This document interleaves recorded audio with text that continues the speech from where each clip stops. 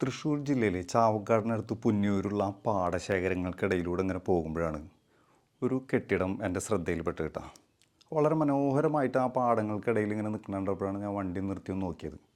അപ്പോഴാണ് മനസ്സിലായത് സർക്കാർ നിർമ്മിച്ച ആധുനിക വാതക ശ്മശാനമാണ് അതെന്നുള്ളത്. വളരെ രസകരമായിട്ട് അതിൻ്റെ ഉള്ളിലൊക്കെ വളരെ ഗാർഡനൊക്കെ ഉണ്ടാക്കിക്കൊണ്ട് വളരെ ഭംഗിയുള്ളൊരു കെട്ടിടം.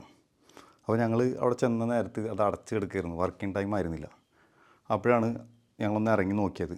അങ്ങനെ വളരെ രസകരമായിട്ട് സർക്കാരിൻ്റെ 50 സെൻറ്റ് ഭൂമിയിൽ ഏകദേശം 1.5 കോടി രൂപയോളം ചിലവിട്ടുകൊണ്ടാണ് ഈ ശ്മശാനം നിർമ്മിച്ചിട്ടുള്ളത് കേട്ടോ. അപ്പോൾ 2470 സ്ക്വയർ ഫീറ്റിലുള്ള ഒരു വിശാലമായ കെട്ടിടം, പടിപ്പുര, ചുറ്റുമതിൽ, പിന്നെ അതിൻ്റെ ഉള്ളിൽ ഒരുപാട് ചെടികളൊക്കെ വെച്ച് വളരെ രസകരമായിട്ട് ചെയ്തിട്ടുണ്ട്.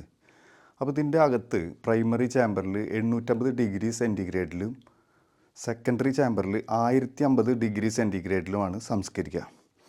ഇത്രയും താപം ഉപയോഗിക്കുന്നതുകൊണ്ട് തന്നെ പ്രത്യേകിച്ച് പരിസര മലിനീകരണം ഒന്നും ഉണ്ടാവില്ല എന്നാണ് വിദഗ്ധർ പറയുന്നത്. അപ്പോൾ അത് ശരിയായിരിക്കാം.